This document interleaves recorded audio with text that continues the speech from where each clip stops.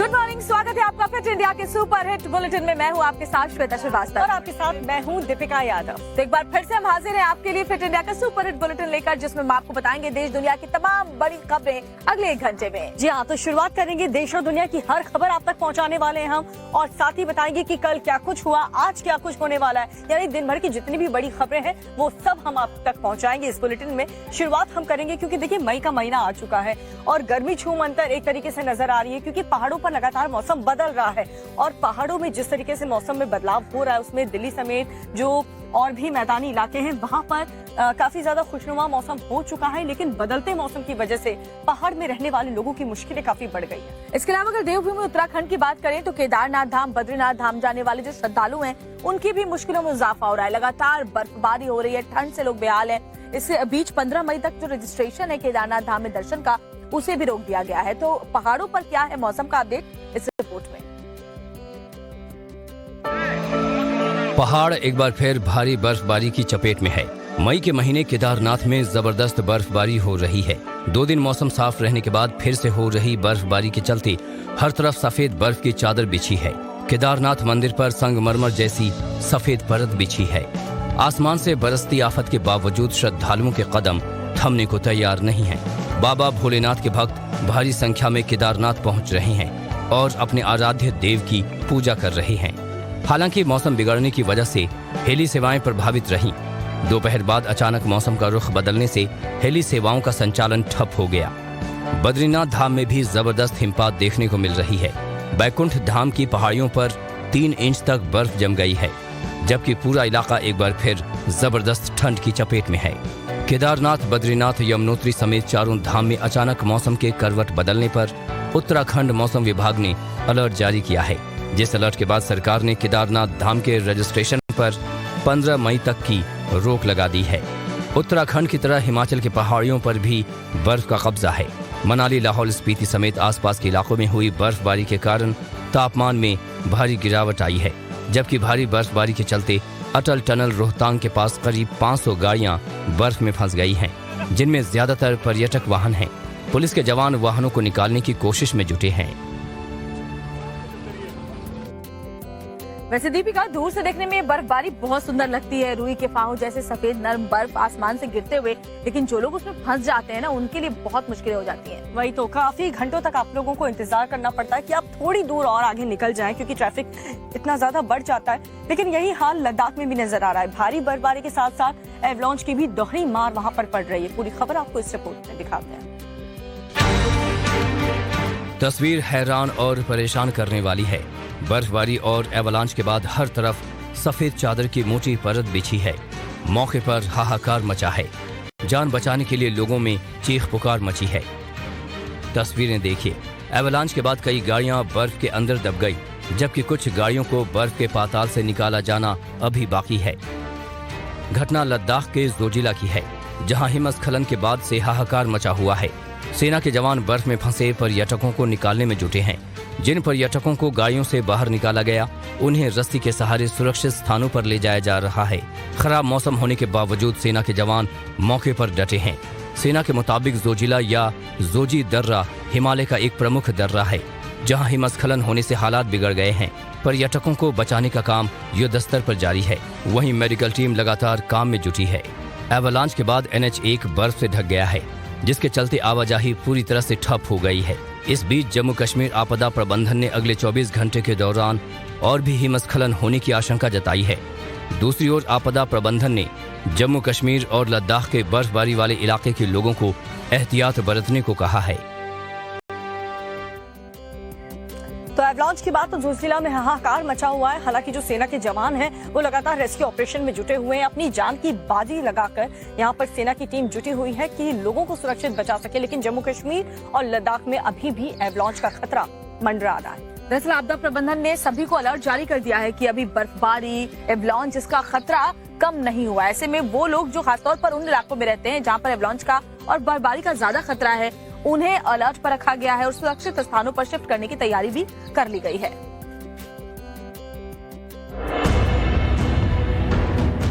मई के महीने पहाड़ पर मौसम की जबरदस्त मार पड़ी है।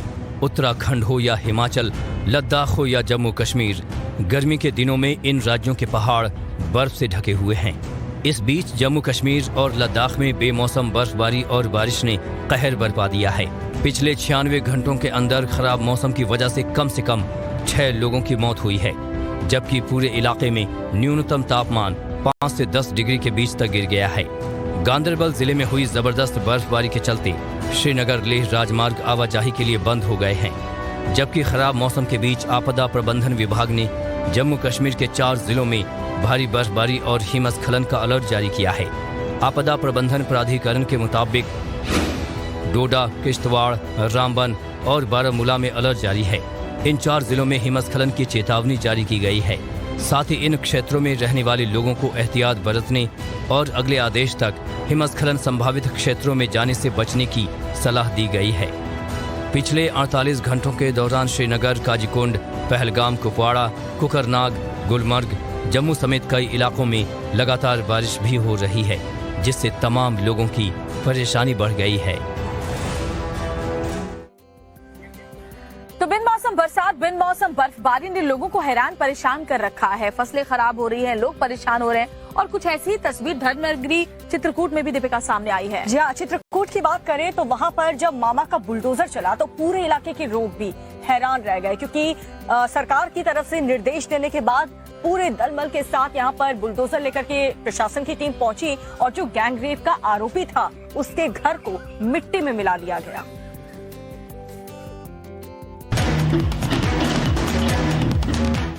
बुलडोजर गरज रहा है, घरों के अवैध निर्माण को मिट्टी में मिलाया जा रहा है। बुलडोजर एक्शन की तस्वीर यूपी की नहीं बल्कि एमपी की है। धर्मनगरी को कलंकित करने वालों पर कानून का दुतरफा चाबुक चला है। घटना चित्रकूट की है, जहां गैंगरेप आरोपियों के घर अचानक बुलडोजर पहुंचा तो इलाके में हड़कंप मच गया। बुलडोजर देख लोगों की सांसें अटक गईं। कुछ लोग ऐसे भी थे जिन्हें ये लगा कि बुलडोजर एक एक कर सबके घरों को गिराने आया है, लेकिन जब अधिकारियों ने दुष्कर्मियों के घरों पर एक्शन लेने की बात कही तो लोग भी प्रशासन के साथ खड़े नजर आए। यहाँ पे बलात्कार हुआ सामूहिक रूप से, इसी परिप्रेक्ष्य में उनको नोटिस जारी करके नगर परिषद चित्रकूट द्वारा इनके भवन जो है ध्वस्त किए जा रहे हैं। माननीय मुख्यमंत्री जी का आदेश है कि इस तरह का अगर कोई करता है उसके मुताबिक। यूपी की तर्ज पर ही मध्य प्रदेश में भी इन दिनों बुलडोजर गरज रहा है। अपराधियों की संपत्ति को ध्वस्त किया जा रहा है। सतना में भी मुख्यमंत्री शिवराज सिंह के निर्देश पर कुछ ऐसा ही हुआ है, जहां गैंगरेप के 3 आरोपी संतोष कुशवाहा, विनोद निषाद और मोहित निषाद के घर मामा का बुलडोजर चला। दरअसल बीते दिन चित्रकूट के भरत घाट पर लड़की के प्रेमी सहित 6 आरोपियों ने नाबालिग के साथ सामूहिक दुष्कर्म किया था। इस मामले में पुलिस ने सभी 6 आरोपी को गिरफ्तार कर जेल भेज दिया है। इस तरह गैंगरेप के आरोपियों पर प्रशासनिक कार्रवाई की दोहरी मार पड़ी है। तो चित्रकूट में तो मामा का बुलडोजर चला, लेकिन दुनिया में क्या कुछ चल रहा है वो भी हम आपको बताएंगे। कहां मॉल के अंदर फायरिंग हुई, कनाडा में क्यों मचा हाहाकार, ये सब कुछ हमारे 2 मिनट के दुनिया के सेगमेंट में।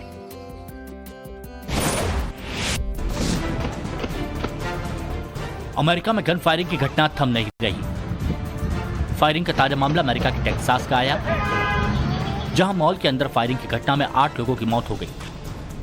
मॉल के अंदर गोलीबारी के बाद कोहराम मच गया, लोग जान बचाने के लिए भागने लगे।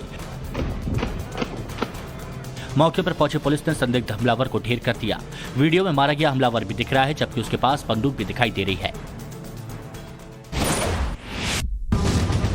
आग की भयंकर तस्वीर अमेरिका की कैलिफोर्निया से आई, जहां इंडस्ट्रियल इलाके की एक बिल्डिंग में आग लगी तो पूरे शहर में हड़कंप मच गया। तस्वीरों में देख सकते हैं पूरी इमारत धधक रही है। फायर फाइटर्स आग को बुझाने की कोशिश कर रहे हैं, लेकिन पानी की बौछारें भी इस भयावह आग पर कोई खास असर नहीं छोड़ पा रही। हालांकि आग कैसे लगी इसका पता नहीं चल सका है।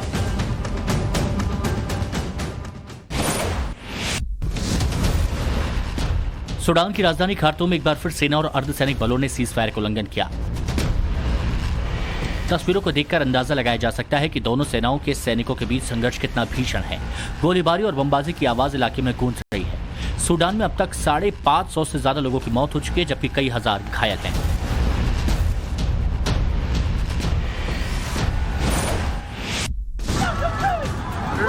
तबाही की तस्वीर सेंट्रल अफ्रीका के देश कांगो की है, जहां बाढ़, बारिश से और लैंडस्लाइड से हाहाकार मचा है।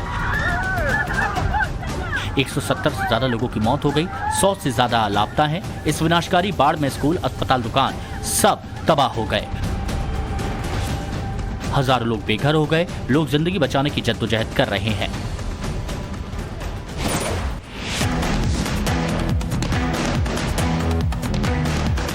कनाडा का अल्बर्टा प्रांत धधक रहा है। तेज हवाओं के कारण आग बेकाबू रफ्तार से जंगलों को अपनी जद में ले रही है। इमरजेंसी का ऐलान किया गया है। राहत बचाव कार्य जारी है, लेकिन अभी तक आग पर काबू नहीं पाया गया। लोग अल्बर्टा के लिए दुआ मांग रहे हैं। 24,000 से अधिक लोगों को रेस्क्यू कर सुरक्षित स्थान पर भेजा गया है। टाइम्स नाउ नव भारत संवाददाता भावना किशोर वर्सेस पंजाब सरकार के मामले में आज का दिन बेहद अहम है। भावना किशोर के नियमित जमानत पर आज नई बेंच जस्टिस ऑगस्टीन मसीह की पीठ सुनवाई करेगी। जस्टिस ऑगस्टीन मसीह की पीठ भावना, मृत्युंजय और परमिंदर के खिलाफ एक तरफ जहां नियमित जमानत की याचिका पर सुनवाई करेगी, तो वहीं दूसरी ओर तीनों के खिलाफ दर्ज एफआईआर को रद्द करने की याचिका पर भी सुनवाई करेगी। सोमवार को इस मामले में जबरदस्त बहस हुई। इस मामले में माननीय अदालत ने 3 बड़े ऑब्जर्वेशन दिए। पहला, रिपोर्टर भावना किशोर के खिलाफ SC/ST एक्ट को खत्म करने पर बहस की जा सकती है, लेकिन बाकी की 3 धाराओं का कोई आधार नहीं। कैमरामैन मृत्युंजय पर एफआईआर की किसी भी धारा का आधार नहीं। ड्राइवर पर लापरवाही से गाड़ी चलाने की धारा लग सकती है। पूरे मामले की सुनवाई के दौरान खुद जज साहब ने सवाल उठाया कि शनिवार को जब भावना को अंतरिम जमानत दी गई, तब कैमरामैन और ड्राइवर को अंतरिम जमानत क्यों नहीं दी गई। वकीलों की तीखी बहस के बाद जस्टिस दीपक सिब्बल ने खुद को इस मामले से अलग कर लिया और मामला हाई कोर्ट के चीफ जस्टिस के पास भेज दिया। बड़ा फैसला ये आता है कि जस्टिस दीपक ने अपने आप को इस केस की सुनवाई से अलग कर लिया और इस मामले को भेज दिया चीफ जस्टिस के पास कि वो या तो खुद इस मामले को देखें या फिर किसी और जज की बेंच को ये मामला सौंप दें। तो आज कोर्ट में टाइम्स नाउ भारत की टीम भावना, मृत्युंजय और परमिंदर की जो नियमित बेल है उस पर सुनवाई होने वाली है। जी हाँ, और पंजाब सरकार ने जिस तरीके से बेबुनियाद केस यहाँ पर रचा है, पूरा देश देख रहा है कि किस तरीके से बुरी तरीके से बकायदा एक षड्यंत्र रच करके टाइम्स नाउ भारत की टीम को फंसाया गया है। लेकिन सच की जीत जरूर होगी। टाइम्स नाउ नव भारत संवाददाता भावना किशोर वर्सेस पंजाब सरकार के मामले में जल्द ही सच की जीत होने वाली है। इस मामले में आज अहम सुनवाई है। इसके पहले सोमवार को इस केस में जोरदार बहस हुई। पंजाब सरकार के लिए ये केस साख का सवाल बन गया है। तभी तो पंजाब सरकार की ओर से पंजाब पुलिस का पक्ष रखने के लिए पंजाब के advocate general Vinod Ghai court में पहुंचे। इस पूरे मामले में भावना के पक्ष के वकीलों की 2 मांगे थीं। पहली मांग थी एफआईआर रद्द करने की और दूसरी मांग थी एफआईआर रद्द होने तक जमानत देने की। दलीलें पेश करते हुए भावना किशोर के वकील ने माननीय कोर्ट से कहा कि मेरी पुलिस रिमांड नहीं ली गई और सीधे जेल भेज दिया गया। शुक्रवार को मेरी गिरफ्तारी हुई और शनिवार को मुझे न्यायिक हिरासत में भेज दिया गया। बहस के दौरान ये दलील दी गई कि ये एफआईआर ही खारिज होनी चाहिए, नहीं तो आज एक नेता के खिलाफ खबर दिखाने पर ऐसा हो रहा तो कल किसी और नेता के खिलाफ खबर दिखाने पर कुछ भी हो सकता है। एक जर्नलिस्ट का काम है फैक्ट को लोगों के सामने लाना। ऐसे में ये एक पत्रकार के मौलिक काम को रोकने की कोशिश है। बता दें कि 5 मई को टाइम्स नाउ नव भारत के रिपोर्टर भावना किशोर, कैमरा पर्सन मृत्युंजय और गाड़ी ड्राइवर परमिंदर को पंजाब पुलिस ने एक बेबुनियाद केस में फंसाकर गिरफ्तार कर लिया।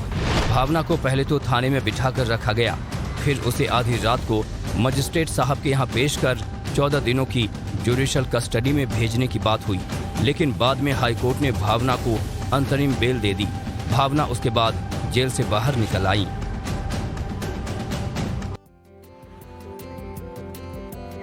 तो देश की बेटी भावना किशोर के साथ आज पूरा देश खड़ा है और हमारे 2 सहयोगी मृत्युंजय और परमिंदर के लिए भी हर किसी को यही उम्मीद है कोर्ट से कि इंसाफ जरूर मिलेगा। और कहते हैं ना कि सच कितना भी छिपाया जाए सामने एक ना एक दिन आ ही जाएगा, और कुछ ऐसी उम्मीद इस केस में टाइम्स नाउ भारत की टीम के सामने भी नजर आ रहा है। हालांकि इस पूरे केस को लेकर के अरविंद केजरीवाल शीश महल को लेकर के बैकफुट पर आ चुके हैं, और बाकी दूसरी तरफ बात करें तो जितने भी विरोधी दल हैं वो फ्रंट फुट पे आकर केजरीवाल को घेर रहे हैं।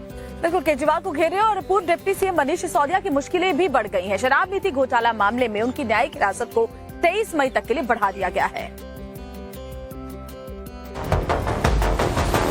टाइम्स नाउ नव भारत के ऑपरेशन शीश महल को लेकर विरोधी दल अरविंद केजरीवाल एंड टीम पर हमलावर हैं। इस मामले में कांग्रेस नेता अजय माकन ने दिल्ली के उप राज्यपाल वीके सक्सेना को चिट्ठी लिखकर मुख्यमंत्री अरविंद केजरीवाल के आवास के निर्माण पर हुए अत्यधिक खर्च की जांच कराने की मांग की है। साथ ही दोषी पाए जाने पर मुख्यमंत्री के खिलाफ मुकदमा चलाने की मंजूरी देने की भी मांग की है। उप राज्यपाल को लिखे पत्र में कांग्रेस के वरिष्ठ नेता अजय माकन ने कहा कि वो दिल्ली में मुख्यमंत्री आवास के निर्माण में अत्यधिक खर्च, पर्यावरणीय नुकसान और विरासत संरक्षण और जोनल योजनाओं के उल्लंघन को लेकर गहरी चिंता और निराशा व्यक्त करते हैं। इसके पहले रविवार को प्रेस कॉन्फ्रेंस कर अजय माकन ने आरोप लगाया था कि दिल्ली के मुख्यमंत्री अरविंद केजरीवाल के नए आवास के निर्माण में सरकारी खजाने से करीब 171 करोड़ रुपए खर्च हुए। फ्लैग स्टाफ रोड पर मुख्यमंत्री आवास के पास 22 में से 15 अधिकारियों के आवास ढा दिए गए या खाली करा लिए गए, जबकि बाकी को दोबारा आवंटित नहीं करने को कहा गया है। एक तरफ ऑपरेशन शीश महल ने आम आदमी पार्टी की परेशानी बढ़ा दी है, तो दूसरी ओर दिल्ली शराब घोटाले में तिहाड़ जेल में बंद पूर्व उप मुख्यमंत्री मनीष सिसोदिया को राउज एवेन्यू कोर्ट से राहत नहीं मिली है। उनकी न्यायिक हिरासत को 23 मई तक के लिए बढ़ा दिया गया है। इसके साथ ही कोर्ट ने ईडी से मनीष सिसोदिया को चार्जशीट की ई कॉपी देने के लिए कहा है। तो दिल्ली में आम आदमी पार्टी की मुसीबतें जो है दीपिका वो बढ़ती जा रही है। दूसरी तरफ कर्नाटक के लिए बहुत अहम दिन है आज, क्योंकि अब वोटिंग के लिए 24 घंटे से भी कम का वक्त बचा है। बिल्कुल, और जो सबसे मेजर कंपटीशन है वो है कांग्रेस पार्टी और बीजेपी के बीच। हालांकि ये जंग काफी तेज हो चुकी है। यह अलग बात है कि चुनाव आयोग तक भी मामला पहुंच चुका है। पूरी खबर क्या है कर्नाटक चुनाव को लेकर, इस रिपोर्ट में देखिए।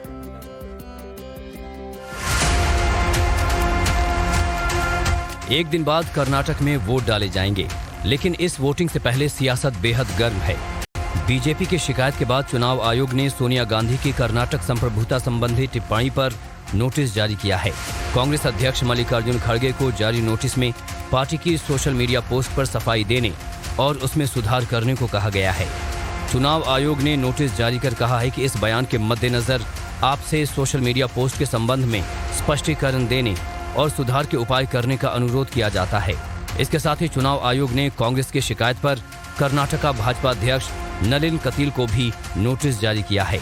इस बीच मल्लिकार्जुन खड़गे को धमकाने के मामले में कर्नाटक विधानसभा चुनाव के भाजपा प्रत्याशी मणिकांत राठौड़ के खिलाफ जयपुर और पटना में मामला दर्ज किया गया है। अगर एआईसीसी अध्यक्ष के साथ कोई हादसा हो जाए तो प्रजातंत्र के लिए, जमहूरियत के लिए इससे बड़ा कोई दुर्भाग्य नहीं हो सकता।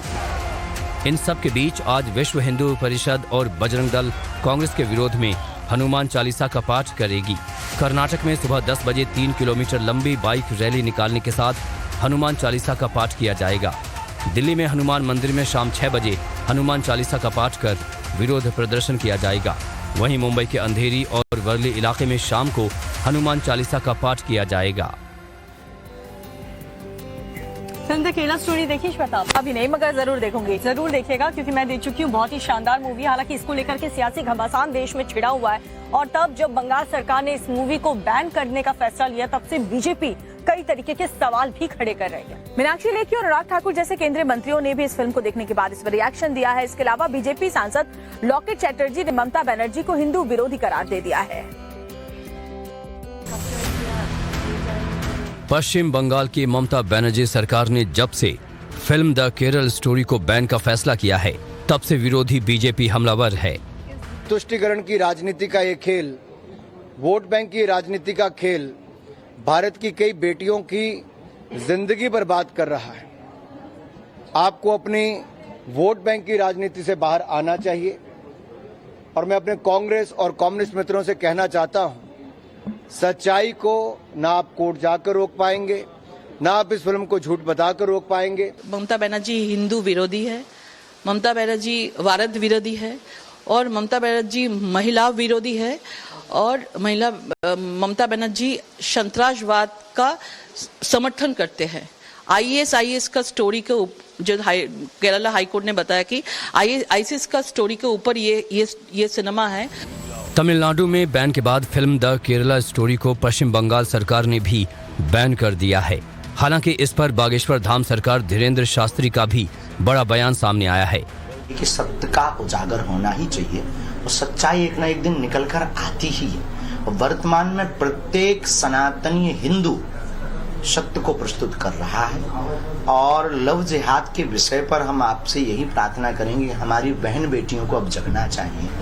द केरला स्टोरी को बैन किए जाने के बाद फिल्म के निर्माता विपुल अमृतलाल शाह और डायरेक्टर सुदीप्तो सेन ने एक प्रेस कॉन्फ्रेंस की।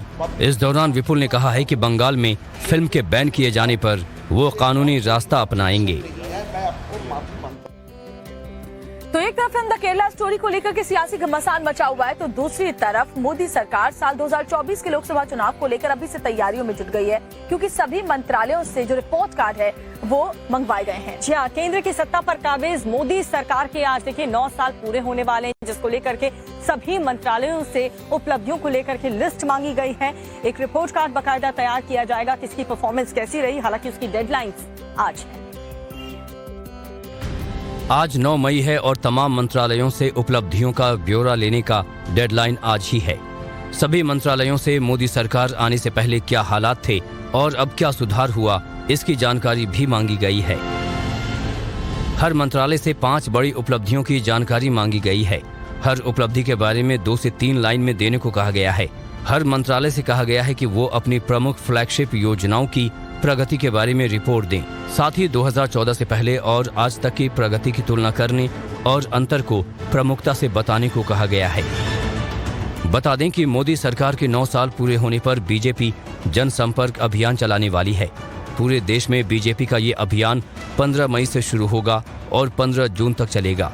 बता दें कि अगले साल यानी साल 2024 में लोकसभा के चुनाव होने हैं और इसके पहले बीजेपी ने अपनी तैयारी तेज कर दी है। तो देश में किस हद तक की राजनीति हो रही है, क्या सियासत हो रही है, ये सभी खबरें हमने आपको बताई। अगली खबर कौन सी श्वेता? अगली खबर है एंटरटेनमेंट, जिसमें हम दिखाएंगे कहां ट्रोल हुई करीना कपूर और साथ ही शाहरुख खान की फिल्म जवान कब होने वाली है रिलीज। ये सब कुछ सिर्फ 2 मिनट में। शाहरुख खान की अपकमिंग फिल्म जवान इस साल 7 सितंबर को रिलीज होगी। शाहरुख खान और फिल्म की प्रोड्यूसर गौरी खान ने सोशल मीडिया पर वीडियो शेयर कर इसकी जानकारी दी। ये फिल्म हिंदी, तमिल और तेलुगु में रिलीज होगी। जवान में शाहरुख खान के साथ विजय सेतुपति और नयनतारा भी नजर आएंगे। फिल्म में विजय विलन की भूमिका निभा रहे हैं। 5 मई को रिलीज हुई आदा Sharma starrer film the Kerala story box office पर धमाल मचा रही है। कंट्रोवर्सी के बावजूद फिल्म ने दूसरे दिन 11 करोड़ 22 लाख रुपए का बॉक्स ऑफिस कलेक्शन किया है। वहीं फिल्म का ओपनिंग कलेक्शन 8 करोड़ 3 लाख का था। भारत में इसका 2 दिन का टोटल कलेक्शन 19 करोड़ 25 लाख हो चुका है। फिल्म की कमाई में पहले दिन के मुकाबले 40% की बढ़ोतरी हुई है। प्रभास और कृति सानंद स्टारर फिल्म आदि पुरुष का ट्रेलर 9 मई को रिलीज होगा। इसके लिए मेकर्स ने खास तैयारियां भी की हैं।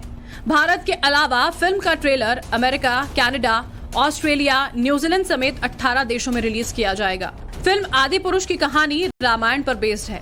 फिल्म में प्रभास भगवान राम का किरदार निभाएंगे, जबकि कृति सानंद मां सीता के रोल में नजर आएंगी। ये फिल्म 16 जून को रिलीज होगी।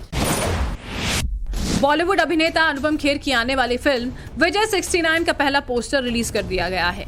हाल ही में यशराज फिल्म्स ने फिल्म विजय 69 के पोस्टर को रिलीज किया, जिसमें अनुपम खेर एक साइकिल चलाते हुए नजर आ रहे हैं। यह फिल्म OTT पर रिलीज की जाएगी। ये फिल्म ऐसे व्यक्ति के बारे में है जो 69 साल की उम्र में ट्रायलथॉन प्रतियोगिता में भाग लेने का फैसला करता है। सोशल मीडिया पर करीना का एक वीडियो तेजी से वायरल हो रहा है। वीडियो में एक महिला करीना को छूने की जिद करती दिख रही है। वो करीना के करीब आ गई और हाथ मिलाने की गुजारिश करने लगी, लेकिन करीना के बॉडीगार्ड ने महिला को ढकेलकर पीछे कर दिया। वीडियो सामने आने के बाद लोगों ने करीना को ट्रोल करना शुरू कर दिया।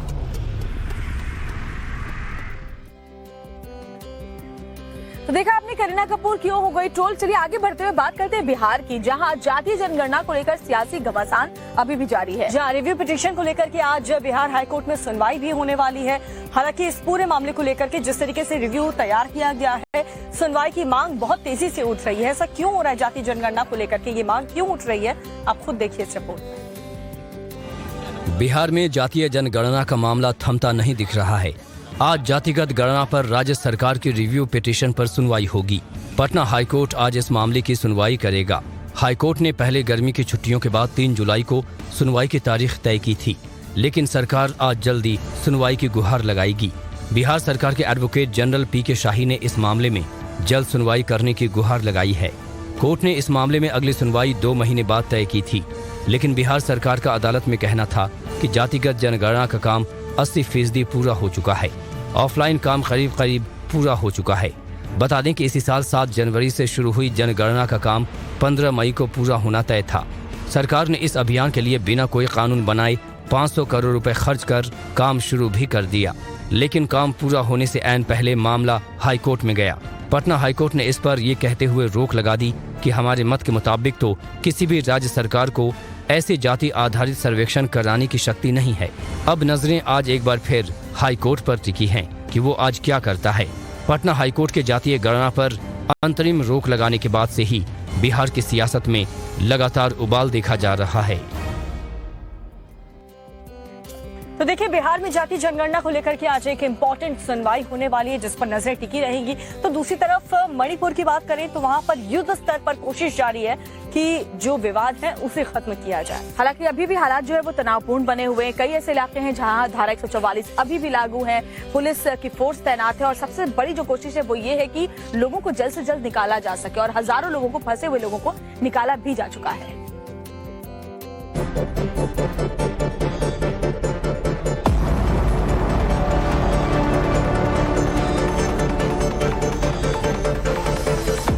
मणिपुर हिंसा की आग में जल रहा है। हालात अब भी इतने खराब हैं कि राज्य के कई जिलों में कर्फ्यू लागू है। इंटरनेट सेवाएं कई दिनों से बंद हैं, जबकि सुलगती हिंसा के बीच लोगों को राज्य से निकाला जा रहा है। राज्य सरकार के मुताबिक अब तक 20,000 फंसे हुए लोगों को निकाला जा चुका है। करीब 10,000 लोग अब भी फंसे हुए हैं। वहीं गृह मंत्री अमित शाह के निर्देश पर केंद्रीय बलों की कई कंपनियां मणिपुर भेजी गई हैं। आंकड़ों के मुताबिक 3 मई को हुई हिंसा में लगभग 60 लोगों की जान चली गई, 231 लोग घायल हुए हैं और लगभग 1700 घरों को जलाकर राख कर दिया गया। ₹5 lakhs to those expired to dead people persons, and ₹2 lakh for grievous injuries, and ₹25,000 for non-grievous injuries. Up to ₹2 lakhs as relief for families whose houses have been burned down after assessment by the authorities. हिंसाग्रस्त इलाकों में लोगों को हो रही परेशानियों को देखते हुए जरूरी सामानों की खरीदारी के लिए कर्फ्यू में ढील दी गई है। हालांकि तमाम सुरक्षा और दावों के बीच बाहरी राज्य के लोग दहशत में हैं और अपने अपने राज्य लौट रहे हैं।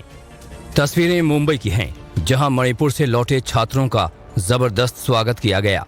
इस दौरान एयरपोर्ट पर मौजूद लोगों ने मणिपुर से छात्रों की सकुशल वापसी पर राज्य सरकार का आभार जताया। एक्चुअली वहाँ हो क्या रहा था, इन्हें काफ़ी डेंजर सिचुएशन हो गई थी, वहाँ बॉम्ब ब्लास्ट वगैरह हो रहे थे, तो हम यानी डर गए थे एक तरीके से। तो हमने हमारे गवर्नमेंट से कांटेक्ट वगैरह की, वहाँ फिर उन्होंने यहाँ पे मणिपुर में कांटेक्ट किया। इसी कड़ी में मध्य प्रदेश के सीएम शिवराज सिंह के निर्देश पर आज NIT, IIT और अन्य यूनिवर्सिटी में पढ़ने वाले 24 छात्र छात्राओं को इम्फाल से गुवाहाटी और वहां से दिल्ली लाया जाएगा। खबर इस वक्त मिल रही है जहां पर जम्मू कश्मीर में NIA की टीम अलग अलग इलाकों में छापेमारी कर रही है। दरअसल टेरर फंडिंग को लेकर के, इस पूरे मामले को लेकर के ये छापेमारी जारी है। लोकेशन भी आपको बता दें जहां पर ये रेड हो रही है, शोपियां, कुलगाम, अनंतनाग में NIA की टीम छापेमारी कर रही है। जम्मू कश्मीर से ये बड़ी खबर, जहां पर कई इलाकों में NIA की रेड इस वक्त चल रही है। टेरर फंडिंग मामले को लेकर के छापेमारी जारी है। शोपियां, कुलगाम, अनंतनाग के ये वो इलाके हैं जहां पर NIA की टीम पहुंची है और छापेमारी कर रही है।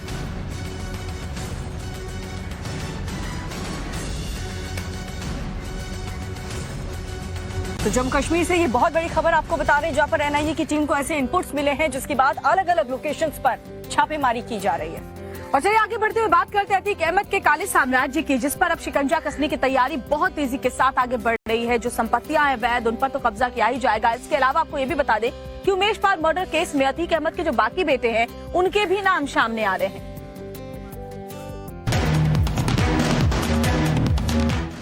माफिया अतीक अशरफ के खात्मे के बाद अब उसके बेटों पर भी पुलिस का शिकंजा और कसने वाला है। पुलिस अतीक के चौथे नंबर के नाबालिग बेटे एहजम को भी एक तरफ जहां उमेश पाल हत्याकांड की साजिश में शामिल होने का आरोपी बना सकती है, तो वहीं दूसरी तरफ उमेश पाल हत्याकांड की साजिश में ही शामिल होने के आरोप में अली को भी रिमांड पर लेकर पूछताछ की जा सकती है। बता दें कि एहजम इस वक्त बाल संरक्षण गृह में बंद है, तो वहीं अली प्रयागराज के नैनी जेल में बंद है। इस बीच माफिया अतीक से दोस्ती निभाकर सीबीआई के अफसर अमित कुमार की मुश्किलें बढ़ सकती हैं। उमेश पाल अपहरण केस में अतीक अहमद के बचाव में गवाही देने पर सीबीआई के डिप्टी एसपी अमित कुमार के खिलाफ केंद्रीय गृह मंत्रालय से शिकायत की गई है। यूपी सरकार के अभियोजन विभाग ने सीबीआई अफसर के खिलाफ केंद्रीय गृह मंत्रालय से शिकायत की है। इन सब के बीच माफिया अतीक के वकील सौलत का बड़ा कबूलनामा सामने आया है। हनीफ ने कबूल किया है कि शाइस्ता अतीक का पूरा धंधा संभाल रही थी। पूछताछ में उसने बताया है कि शाइस्ता के कहने पर वो लोगों से वसूली करता था।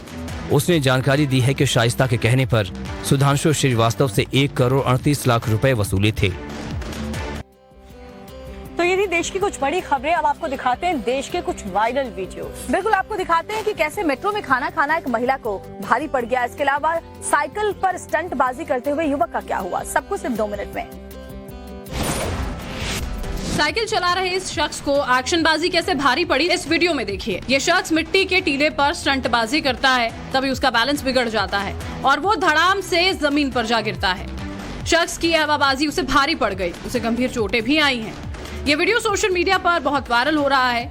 यूजर्स वीडियो पर तरह तरह के कमेंट्स भी कर रहे हैं। सोशल मीडिया पर सड़क हादसे का ये वीडियो खूब वायरल हो रहा है। वीडियो में देखिए, सड़क पर एक कार खड़ी है। कार के पास बाइक में सवार 2 लोग खड़े नजर आ रहे हैं। तभी सामने से तेज रफ्तार कार आती है, सड़क पर खड़ी कार पर जोरदार टक्कर मार देती है। ये टक्कर इतनी तेज होती है कि बाइक सवार भी सड़क पर गिर जाते हैं। यूजर्स कह रहे हैं कि यह हादसा नहीं, साजिश है।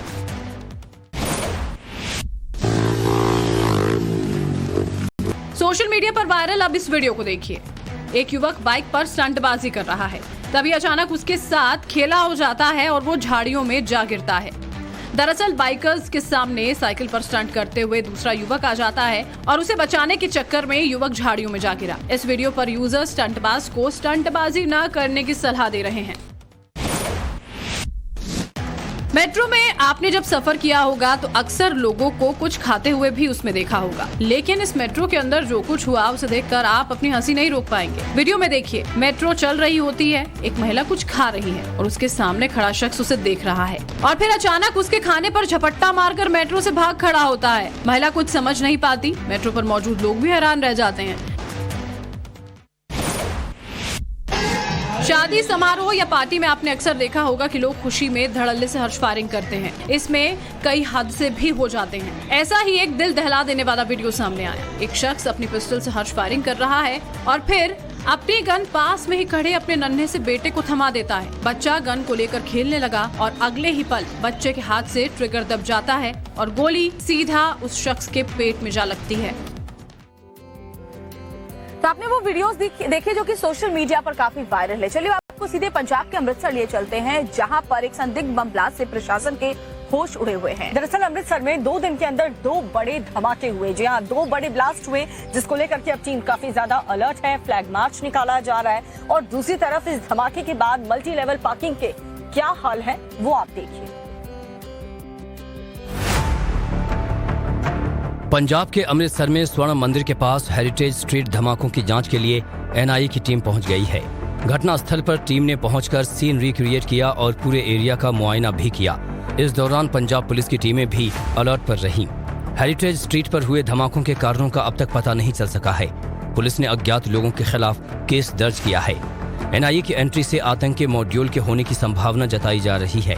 हेरिटेज स्ट्रीट पर 32 घंटों में 2 धमाकों के बाद सख्ती बढ़ा दी गई है।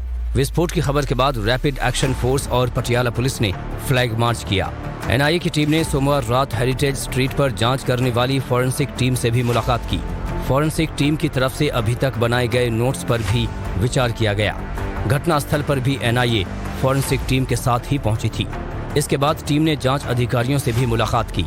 घटना के बाद से पूरे इलाके में अलर्ट बढ़ा दिया गया है। तो अमृतसर के स्वर्ण मंदिर के पास ये धमाका किसने किया, कौन ये साजिश रच रहा था, ये जानने के लिए एनआईए की टीम लगातार कोशिश कर रही है। लेकिन बाबा बागेश्वर के मन में क्या है ये कोई नहीं जान पा रहा। बिल्कुल, हिंदू राष्ट्र की वकालत करने वाले पंडित धीरेन्द्र शास्त्री अब महाराष्ट्र के पुणे में मुंबई का नाम बदल करके माधव नगरी और माया नगरी का नाम बदलकर धर्म नगरी करने की वकालत कर रहे हैं। बागेश्वर धाम में दिव्य दरबार लगाने बाबा धीरेन्द्र शास्त्री इन दिनों महाराष्ट्र के ठाणे में हैं, जहां वे पर्चे निकाल रहे हैं, लोगों की समस्याओं का समाधान बता रहे हैं। लेकिन बाबा जहां भी जाते हैं नए विवादों के साथ उनका नाता जुड़ जाता है। महाराष्ट्र दौरे पर गए बाबा बागेश्वर को अब मुंबई के नाम पर भी आपत्ति है।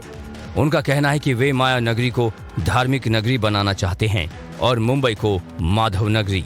इन सब के बीच पुणे की अंबरनाथ शिवाजी नगर पुलिस ने भी धीरेन्द्र शास्त्री को आईपीसी की धारा 149 के तहत नोटिस जारी कर ऐसा बयान न देने की सलाह दी है जिससे कानून व्यवस्था की कोई समस्या पैदा हो।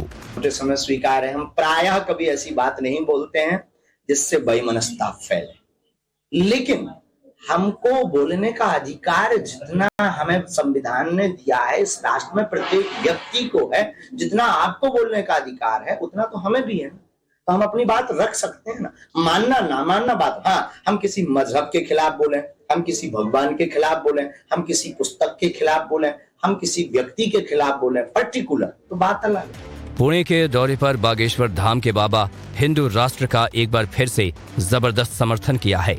उनका मानना है कि भारत के हिंदू राष्ट्र घोषित होने के बाद भगवान राम के ऊपर कोई पत्थर नहीं फेंका जाएगा और न ही जाति के नाम पर कोई लड़ाई होगी। हिंदू राष्ट्र के बाद जब हिंदू राष्ट्र की घोषणा होगी तो ये जो जातिवाद की बार बार रोटियां जो बार बार बैकवर्ड और फॉरवर्ड के नाम पर भिड़ाया जाता है और पॉलिटिक्स की जाती है, हिंदू राष्ट्र के बाद ये सब समान हो जाएंगे, हम सब हिंदू हो जाएंगे। विवाद तो बाबा के बिहार आगमन से पहले भी छिड़ा है। आरजेडी के नेता पंडित धीरेन्द्र शास्त्री के बिहार दौरे का विरोध कर रहे हैं, उन्हें जेल में डालने की धमकियां दे रहे हैं। ऐसे में देखना ये होगा कि तमाम धमकियों और नसीहतों के बीच पंडित धीरेन्द्र शास्त्री बिहार दौरे के दौरान विवादित बयान देने से बाज आते हैं या नहीं। और दीपिका, महाराष्ट्र के बाद पंडित धीरेन्द्र शास्त्री अब बिहार जाने वाले हैं और बिहार में इसको लेकर सियासत काफी दिनों से चल रही है और जिस तरीके से बिहार सरकार के मंत्री पहले ही उन्हें धमका चुके हैं, ऐसे में उनकी हर बात पर इस बार बिहार पुलिस की नजर रहने वाली है। बहरहाल आगे बढ़ते हुए बात करते हैं बीजेपी सांसद बृजभूषण शरण सिंह की। जी हाँ, उनकी मुश्किलें लगातार बढ़ती जा रही हैं। जब से महिला रेसलर्स धरने पर बैठी हैं, कई गंभीर आरोप उन पर लगा रही है, तब से बृजभूषण की मुश्किलें बढ़ती हुई नजर आ रही हैं। लेकिन दूसरी तरफ देश प्रदेश के लिए खेलने वाले जो खिलाड़ी हैं उनकी भी कमी नहीं है, जो कट्टर समर्थक है बृजभूषण के। भारी मंच में थप्पड़ खाने के बाद भी पुरजोर तरीके से बृजभूषण का वो समर्थन कर रहे हैं। पूरा मामला है क्या, इस रिपोर्ट में देखिए।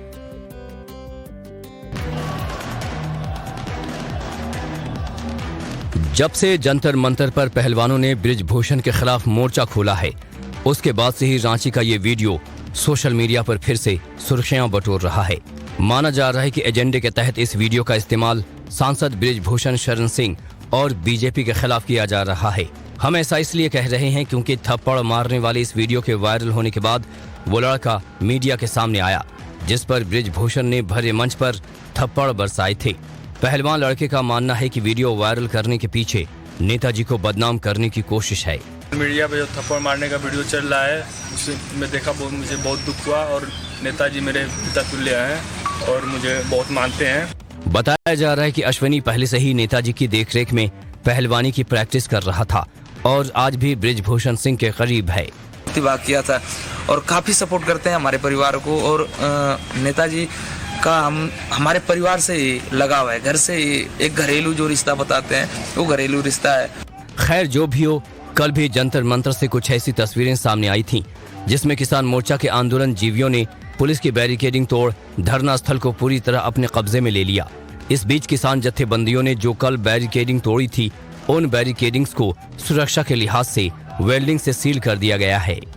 देखिए किस तरीके से जो बैरिकेड्स हैं, बैरिकेड्स में जो है उसकी बिल्डिंग करनी जानी शुरू हो गई, यानी कि बैरिकेड्स को जो है वो लोहे से जोड़ने की कार्य जो है उसकी शुरुआत हो चुकी है। देखिए किस तरीके से बैरिकेड्स को जोड़ा जा रहा है। मौके पर यहाँ पर जो है वो बिल्डर मौजूद हैं जो इसको जो है वो बिल्डिंग कर रहे थे। पुलिस को जानकारी मिली है कि बड़ी संख्या में जो है अलग अलग जगहों से जो है वो किसान यहाँ इनके समर्थन देने के लिए पहुंच रहे हैं, जिसको लेकर के लॉ एंड ऑर्डर की सिचुएशन को पूरे तरीके से मेंटेन करने के लिए पुलिस ने यह कदम उठाया है। और ऐसा माना जा रहा है कि सुरक्षा के लिहाज से पुलिस जो है यहाँ पर चाक चौबंद के साथ मुस्तैद है। वीडियो विपिन के साथ प्रीत कुमार, टाइम्स नाउ, नव भारत।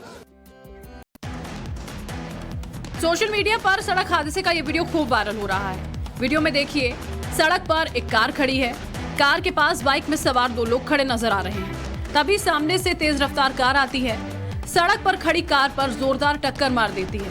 ये टक्कर इतनी तेज होती है कि बाइक सवार भी सड़क पर गिर जाते हैं। यूजर्स कह रहे हैं कि यह हादसा नहीं, साजिश है।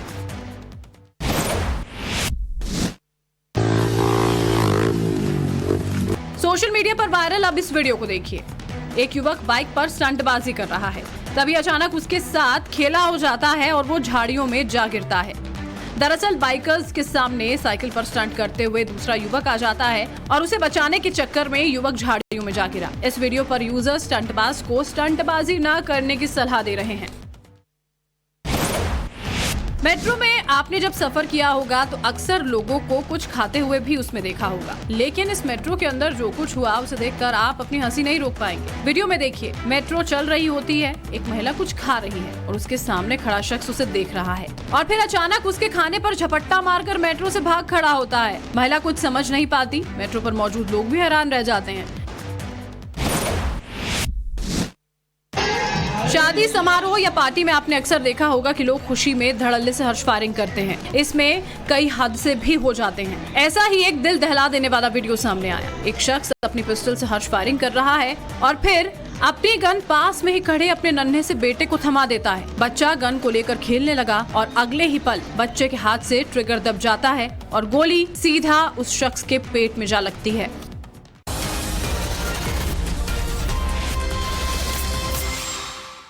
ब्रेक के बाद स्वागत है आपका। आप देख रहे हैं फिट इंडिया का सुपरहिट बुलेटिन और 2 मिनट में हम आपको दिखाने जा रहे हैं कि देश के कोने कोने में क्या चल रहा है।